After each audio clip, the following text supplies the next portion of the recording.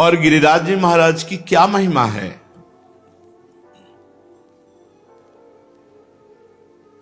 श्री नंद बाबा ने गर्गाचार्य जी को प्रेरित किया महिमा वर्णन करने के। उपनंद आदि बड़े बड़े महापुरुष ये सब बैठ करके गिरिराज महाराज की महिमा सुन रहे हैं। साक्षात परिपूर्णतम भगवान श्री कृष्णचंद्र जो असंख्य ब्रह्मांडों के अधिपति हैं, कर्तुम अकर्तुम अन्यथा कर्तुम सर्व समर्थ हैं। जब पृथ्वी का भार उतारने के लिए स्वयं इस भूतल पर पधारे,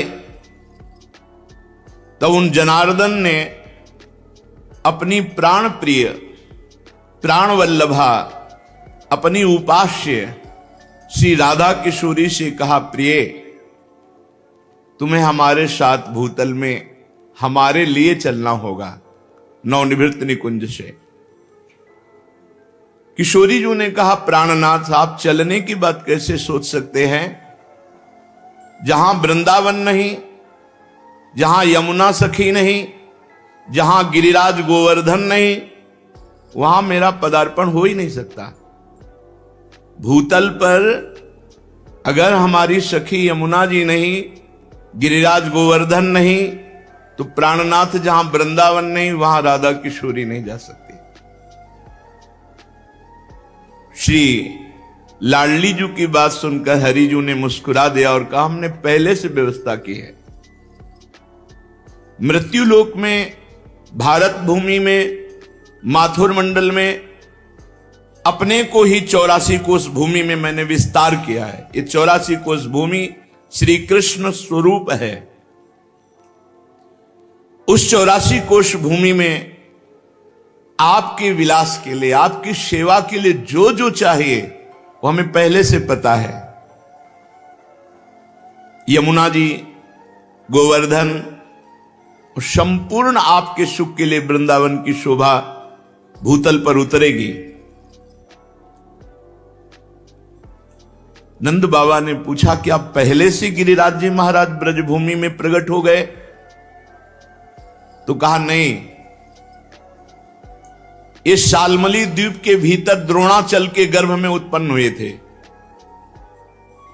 जो द्रोणागिरी है उनके पुत्र हैं गोवर्धन जी महाराज, वहां प्रकाशित हुए थे। जब गिरिराज जी महाराज प्रकट हुए थे तो समस्त देवताओं ने पुष्प वर्षा करके गिरिराज जी महाराज का अभिनंदन वंदन किया शालमली द्वीप द्रोणागिरी पर। हिमालय आदि पर्वतों ने, सुमेरु आदि पर्वतों ने आकर के गिरिराज जी का पूजन किया, प्रणाम किया, परिक्रमा की, और विधिवत पूजन करने के बाद समस्त पर्वतों ने हाथ जोड़कर गोवर्धन जी की स्तुति प्रारंभ की। त्वं साक्षात् कृष्णचंदस्य परिपूर्णतमस्य च गोलोके गोगणैर्युक्ते गोपी गोपाल संयुते त्वं हि गोवर्धनो नाम वृंदारण्ये विराजसे त्वन्नो गिरीणां सर्वेषां गिरिराजोऽसि साम्प्रतं नमो वृंदावनांकाय तुभ्यं गोलोकमौलिने पूर्ण ब्रह्म तपत्राय नमो गोवर्धनाय च। समस्त सुमेर, हिमालय आदि बड़े बड़े पर्वतों ने गिरिराज महाराज की स्तुति की। हे गिरिराज, तुम साक्षात परिपूर्णतम भगवान श्री कृष्ण का स्वरूप हो। भगवान श्री कृष्ण की प्राण प्यारी गौओं का समुदाय, गोपाल, गोप सुंदरी गोपियों का समुदाय, ये सब आपकी तलहटी में आनंद प्राप्त करेगा। तुम्हारा नाम गोवर्धन है, तुम वृंदावन में नित्य विराजोगे। इस समय हम समस्त पर्वतराज आपको गिरिराज पदवी प्रदान करते हैं। द्रोणागिरी की गोद में प्रकट हुए गोवर्धन महाराज को गिरिराज पदवी प्रदान की समस्त विश्व के महान महान पर्वतों ने। वृंदावन सच्चिदानंदमय है। गोवर्धन भगवान द्रोणागिरी में विराजमान है। समस्त देवता गिरिराज सुमेरु आदि स्तुति करके गोवर्धन जी महाराज को प्रणाम करके परिक्रमा करके सब अपने अपने स्थान को गए। उसी समय ये महिमा सुन करके कि द्रोणागिरी पे गोवर्धन जी महाराज प्रकट हुए हैं, बड़े ही तप के धनी पुलस्त ऋषि कौतुकवश दर्शन करने के लिए गिरिराज जी द्रोणागिरी पर पहुंचे। देखा द्रोणाचल की गोद में गौर श्याम वर्ण, गिरिराज जी के शिलाओं में आभा प्रकट होती गौर श्याम। एकाग्रता पूर्वक जब गिरिराज जी की परिक्रमा करो, दूर से देखो तो कुछ शिला में गौर रंग, कुछ शिला में श्याम रंग आपको दिखाई देगा। गोवर्धन भगवान ऐसे माधवी मालती सुंदर सुंदर लताएं गुफाएं, बड़े सुंदर वृक्ष जो मीठे फलों के भार से सुंदर सुंदर सरोवर कुंड झरने, महाराज देखते ही पुलस्त ऋषि लुट गए। ये तो महान तपस्या करने की स्थली है, इनकी कंदराओं में तो बहुत आनंद आएगा ध्यान करने में भगवान का। सैकड़ों शिखर गिरिराज जी महाराज के रत्नमय, विविध रंग बिरंगे धातु, विविध शोभा पुष्पों की, नाना प्रकार के पक्षी खग कोलाहल कर रहे, झरने गिर रहे, मृग और बहुत से बंदर, मयूर, केकिका ध्वनि, बड़ा आनंद गिरिराज महाराज। पुलस्त जी के मन में इच्छा हुई कि ये पर्वत हमारे अधिकार में आना चाहिए, गोवर्धन। द्रोणाचल से कहा, द्रोणागिरी मैं तुम्हें आदेश करता हूं अपने पुत्र का मुझे दान करो। द्रोणागिरी के पुत्र हैं गोवर्धन जी महाराज।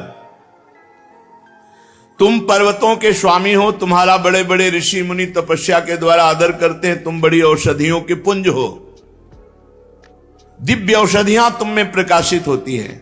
जब लक्ष्मण जी को वीर घातनी शक्ति मेघनाथ ने मारी थी तो यहीं से औषधि, तो हनुमान जी महाराज को लगा कि कौन सी औषधि है, क्योंकि उन्होंने बताया प्रज्वलित तेजोमयी, तो कालने में ने साफ प्रज्वलित तेजोमय कर दी थी कि हनुमान जी भ्रम में पड़ जाए। लेकिन बुद्धिमान अग्रगण्यम बलवताम वरिष्ठम, पूरा द्रोणागिरी उखाड़ लिया, जो मन आवे सो छांट लो औषधि।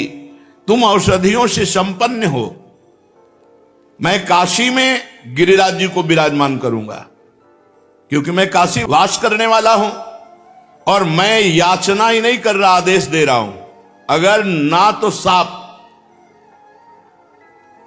मेरा कोई प्रयोजन नहीं है, मैं तपस्या करूंगा गोवर्धन की शोभा देख करके, ऐसा मेरे मन में आया।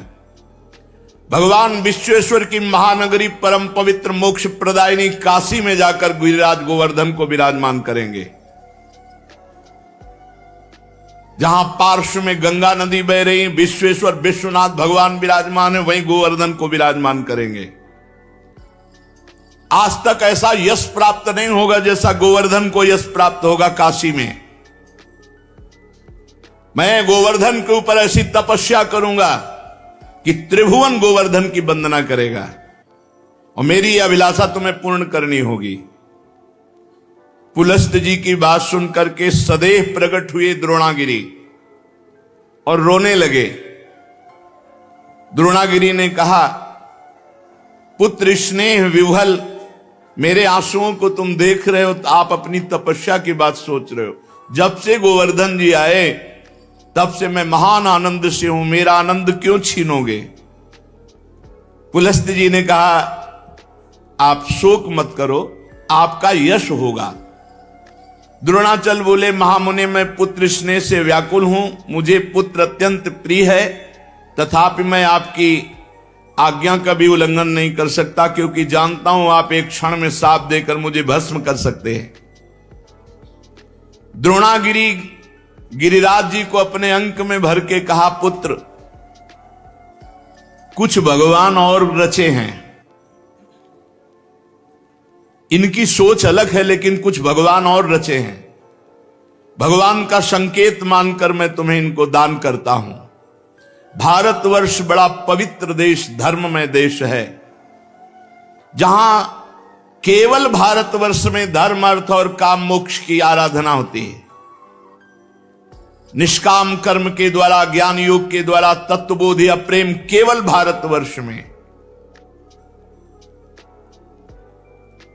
मैं तुम्हें प्रदान करता हूं पुलस्त ऋषि को।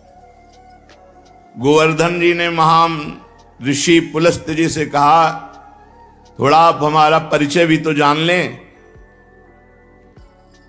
8 योजन लंबा, 8 चौको 32 कोश, 2 योजन ऊंचा,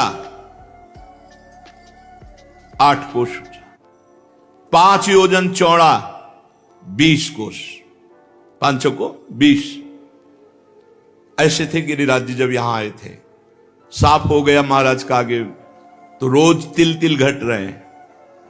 ऐसी दशा में आप देख पाओगे कि मुझे ले जाकर काशी में विराजमान कर दो। पुलस्त जी ने कहा, बेटा मैं पुलस्त हूं, अगर संकल्प करूं तो पूरे भूमंडल को उठा के चल सकता हूं। मेरे हाथ पर केवल तुम बैठ जाना, मैं काशी में ही छोड़ूंगा तुम्हें।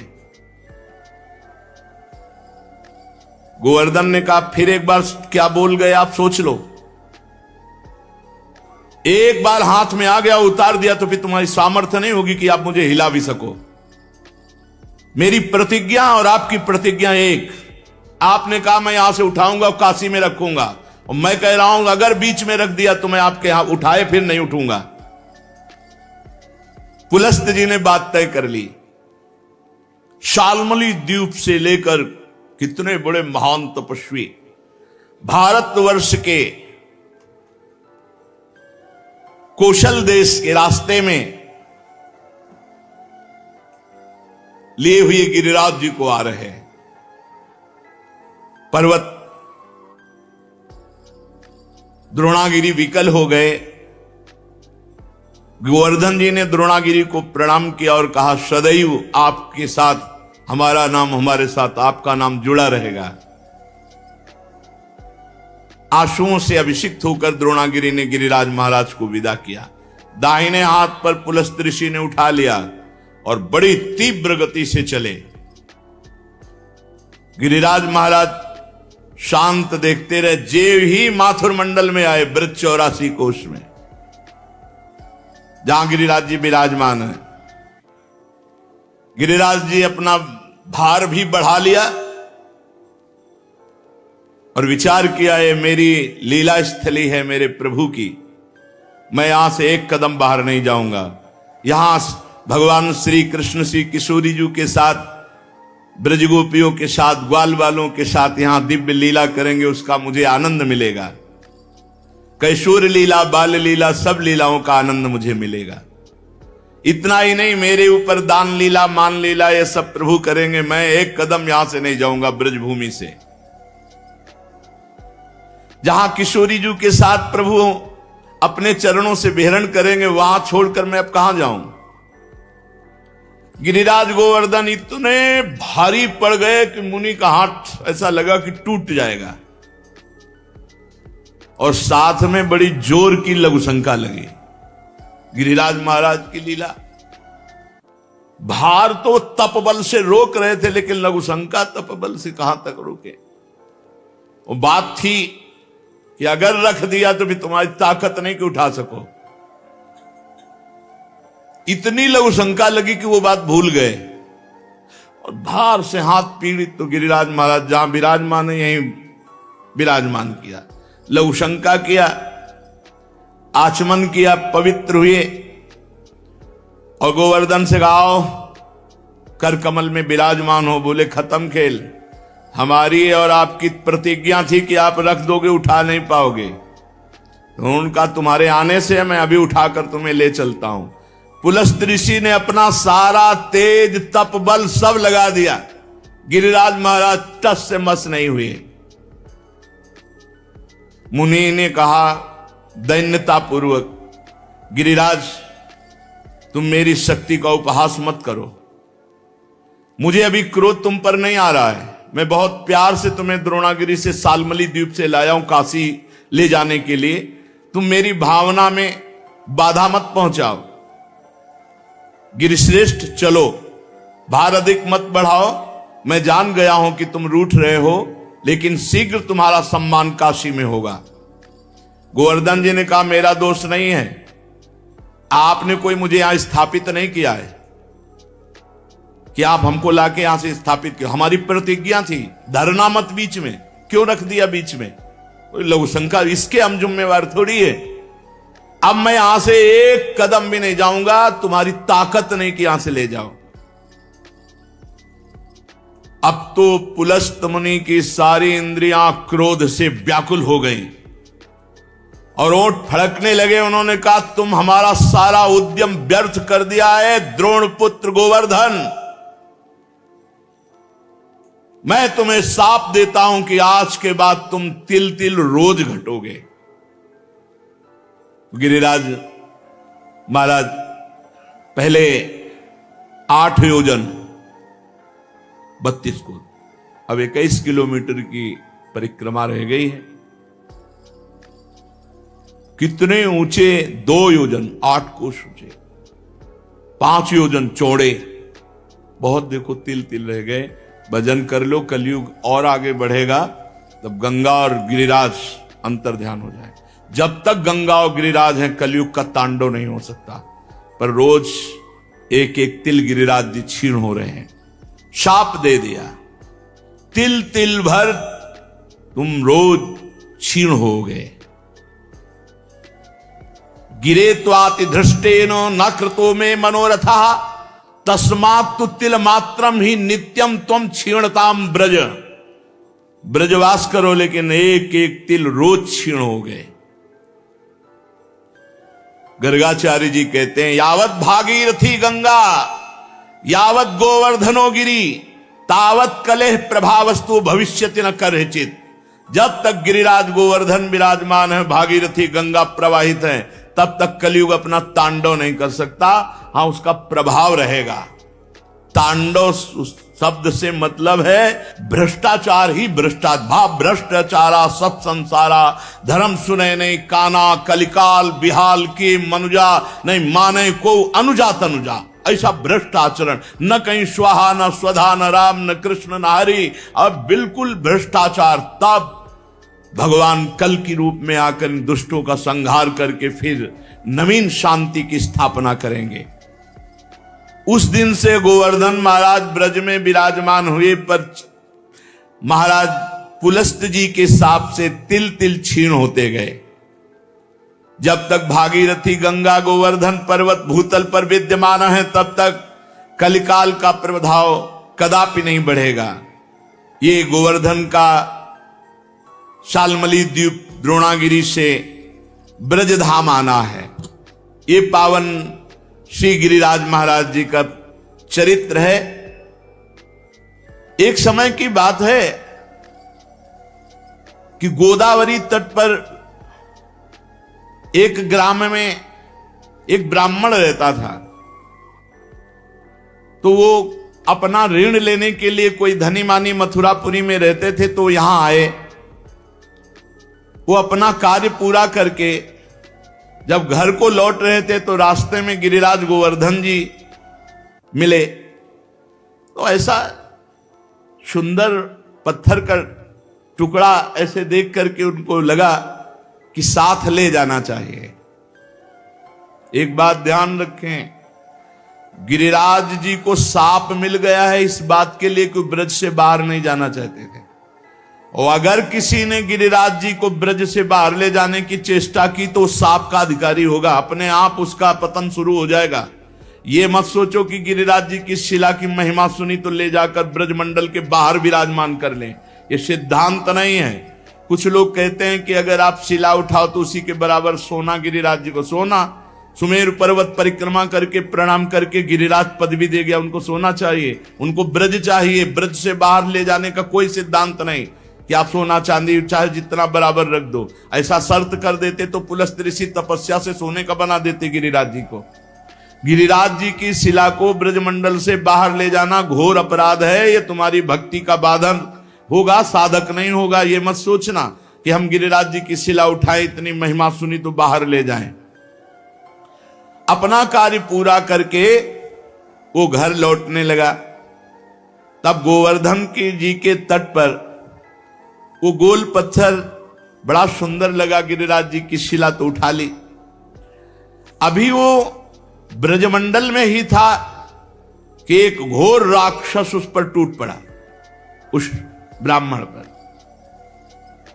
उसका मुंह ऐसे नाटा छाती में घुसा हुआ, 3 पैर 6 भुजाएं, बड़ा विकराल ओंठ, ऐसे दांत, मोटी नाक, बदबू आ रही थी।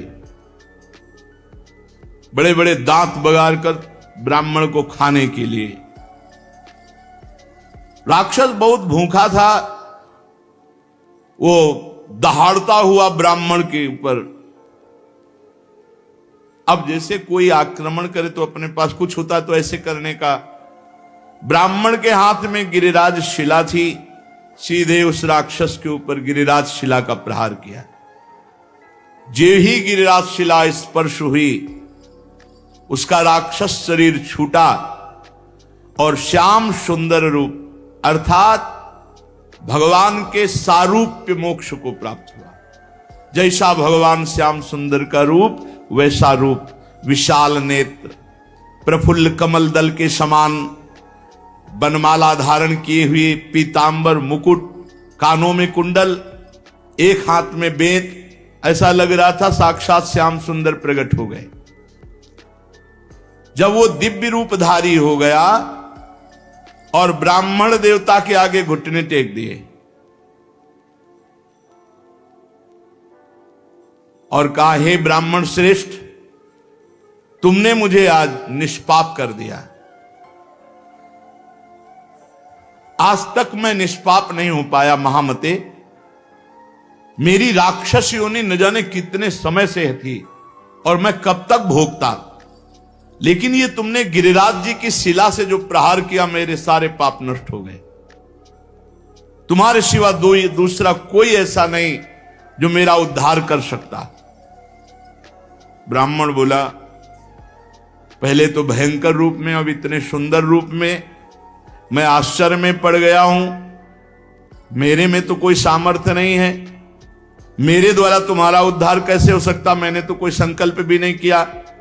और एक पाषाण का क्या ऐसा फल हो सकता है कि उसके स्पर्श से तुम भगवान का स्वरूप हो गए? उसने कहा, ब्राह्मण, ये साधारण पाषाण नहीं है, ये गिरिराज गोवर्धन की शिला है जो साक्षात भगवान हरि का रूप है।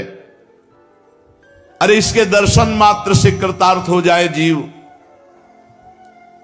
जो गंधमादन की यात्रा करके बड़ी तपस्या पूर्वक फल की प्राप्ति नहीं की जा सकती, वो गिरिराज जी के दर्शन मात्र से और परिक्रमा से कोटि गुना पुण्य प्राप्त किया जा सकता है। गंधमादन पर्वत पर तपस्या करके जो फल प्राप्त नहीं किया जा सकता, उससे करोड़ गुना फल गिरिराज जी की परिक्रमा, गिरिराज जी के दर्शन से। अब देख लो, राक्षस था, गिरिराज जी के स्पर्श से श्याम सुंदर रूप हो गया। उस जो भगवत स्वरूप बना हुआ है, वो बोला, मलयाचल पर एक भार स्वर्ण का दान करने से जिस पुण्य फल की प्राप्ति होती है, गिरिराज महाराज में एक बार लौट जाने से उस फल की प्राप्ति होती है। रज में लौट गए, इस सुख को कौन जाने। वृंदावन के गुणन सुन हित सो रज में लोट, जय सुख को पूजत नहीं मुक्ति आदि सतकोट। ये यहां का लाभ है। अरे भाई, रज में लौटो, आचमन करो, बैठ के भजन करो, कीर्तन करो। जो मंगल प्रस्थ पर्वत पर ब्राह्मणों से वेद पाठ करवा करके उनको दक्षिणा दे, भगवान विष्णु के शास्त्र नाम का पाठ करवावे, वो जो फल प्राप्त होता है, वो गिरिराज जी की तलहटी में बैठ के थोड़ी देर नाम कीर्तन करने से प्राप्त हो जाता है। थोड़ी देर भगवान नाम कीर्तन गिरिराज जी की तलहटी में। अरे लाभ लो भाई, ब्रजमंडल में आए हो, जरूर जाना गिरिराज जी। बस नशा वशा गंदी बातें मत करो, उपवास करके दर्शन करो, एक दिन उपवास करके देखो, सारे पाप नष्ट हो जाएंगे। मानसी गंगा में स्नान करो, राधा कुंडाचमन, कृष्ण कुंडाचमन, रज में लोटो परिक्रमा। कितना मंगलमय देश है ब्रज 84 कोस। गिरिराज जी के समान पुण्य प्रदान करने वाला कोई भूमंडल पे दूसरा तीर्थ नहीं है। ऋषभ पर्वत, कूटक पर्वत, कोलक पर्वत, सोने से मड़ी हुई सींग वाली 1 करोड़ गऊओं का दान करने से जो फल मिलता है, गिरिराज गोवर्धन की संपूर्ण तीर्थ स्थली के दर्शन मात्र से प्राप्त हो जाएगा। जैसे बताए गए जो तीर्थ स्थलियां, इनमें भ्रमण किए, ब्रजवासियों से पूछ ले, वो बता देंगे कि अमुक जगह। एक परिक्रमा जो रोड वाली है, उसमें तो आप ज्यादा दर्शन आदि का लाभ नहीं ले सकते, लेकिन अंदर वाली जब परिक्रमा करेंगे और एक ब्रजवासी कोई गाइड करने वाला हो, तो वो सब ये छुपे हुए जो तीर्थ स्थल हैं सबके दर्शन करा देंगे। गोवर्धन पर्वत की यात्रा करने से 1 करोड़ सोने से सींग बढ़ाकर गौ में दान करने का जो फल ऋषभ पर्वत, कूटक पर्वत, कोलक पर्वत पर है, वो गिरिराज जी की यात्रा मात्र से पूर्ण हो जाता है। ऋषिमुख, सहगिरि, देवगिरि की संपूर्ण यात्रा और पृथ्वी की पूरी परिक्रमा करने का जो फल है, उससे करोड़ गुना फल गिरिराज जी की लूट करके प्रदक्षिणा करने से प्राप्त हो जाता है, अर्थात दंडवती परिक्रमा से।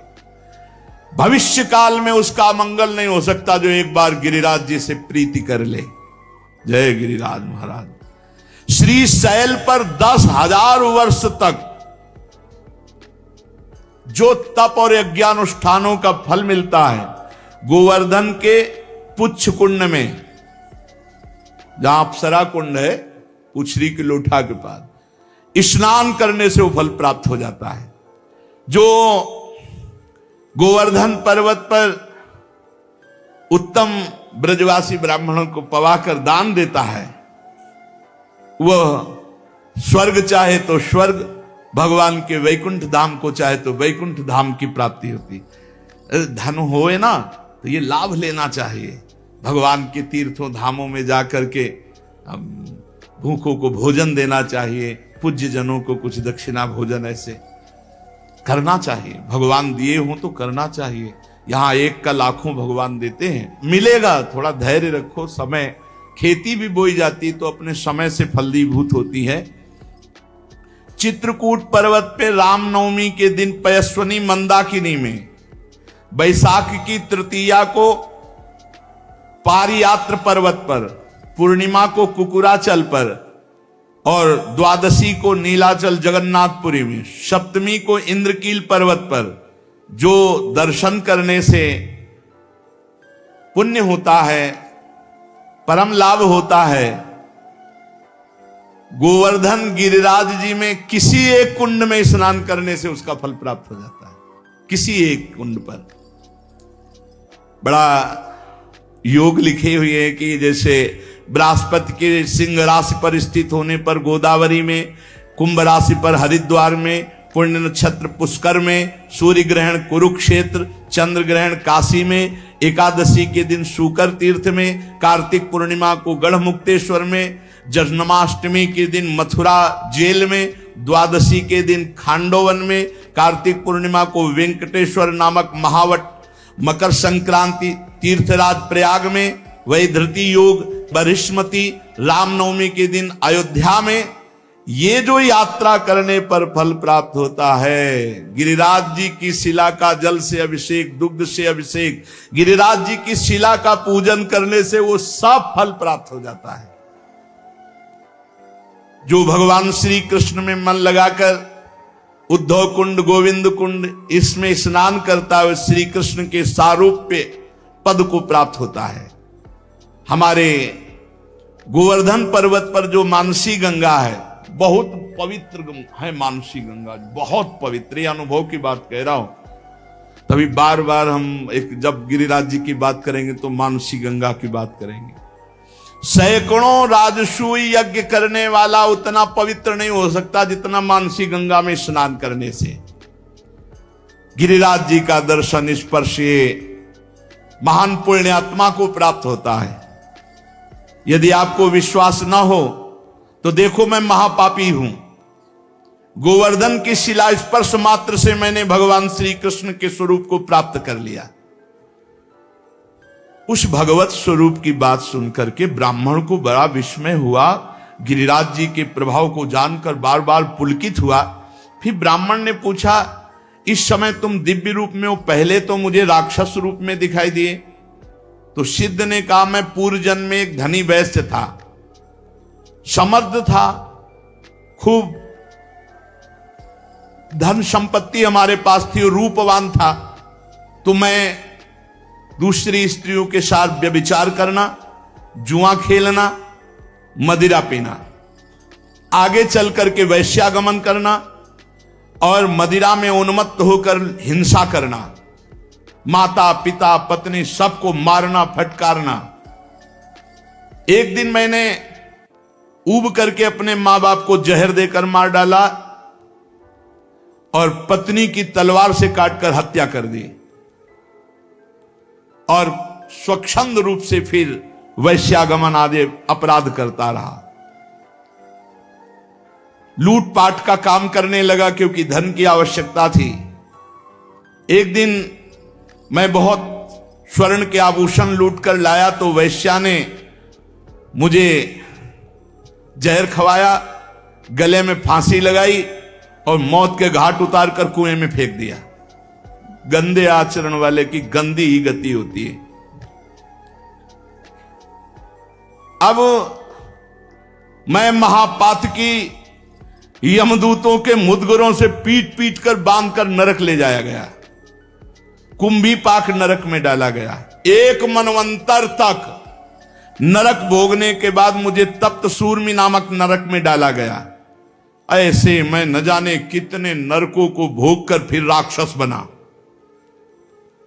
भारतवर्ष में कर्म वासना के अनुसार मेरा राक्षस योनि प्रकट हुई।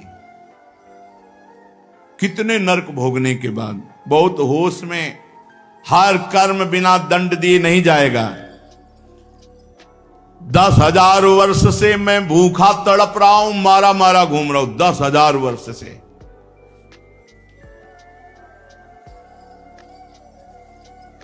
यमुना के सुंदर तट पर आज मुझे उद्धार का अवसर मिला।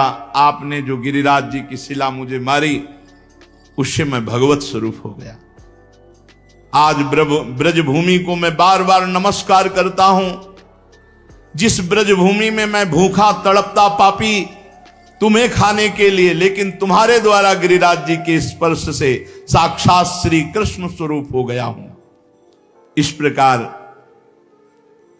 वार्ता हो ही रही थी कि भगवत धाम से एक विमान उतरा जो सहस्त्रों सूर्यों के समान तेजस्वी था।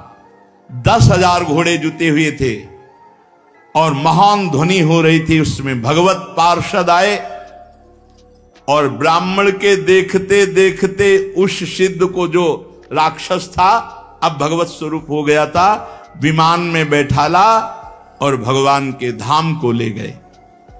निकुंज विलासी श्री प्रिया प्रीतम की पावन प्रेम स्थली, क्रीड़ा स्थली है।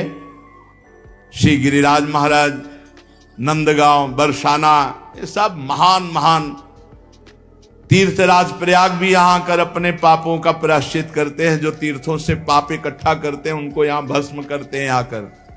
इसलिए हम सब सौभाग्यशाली जो हमें ब्रजभूमि में आने को मिला, वास मिला।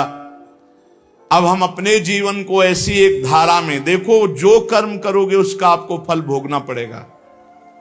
चरित्र सुन करके भयभीत होना चाहिए और भगवान की शरण में जाना चाहिए और वो उपाय करना चाहिए जिससे हम निष्पाप हो जाएं, हमें दंड भोगने को ना मिले, हमें कम से कम अगला जन्म मिले तो सुअर कुत्ता का ना मिले, फिर मनुष्य जन्म मिले और हम साधना करके भगवान की प्राप्ति करें।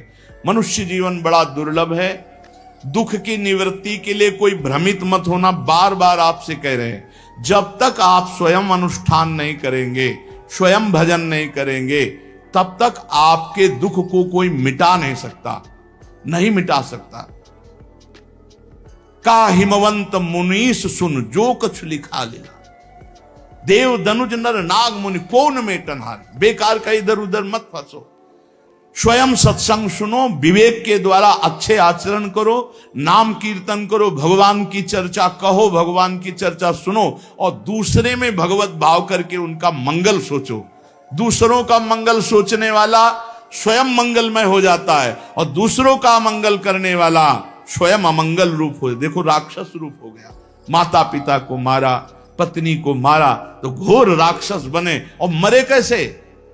जहर खवा के गला घोंट के अंधे कुएं में फेंक दिए गए, और हजारों वर्ष मनवंतर को मतलब तो बहुत होता है, ऐसे नरकों को भोग कर फिर राक्षस बने। हम लोग ब्रजमंडल में आए, सत्संग सुने, अब हमारा जीवन नीचे नहीं गिरना चाहिए, हमारी उन्नति होनी चाहिए, और वो होगी नाम जप से। रज का सेवन करो, चरणामृत पियो। बहुत बड़ी सामर्थ्य रोज चरणामृत पीने में है। अकाल मृत्यु हरणम, सर्वव्याधि विनाशनम।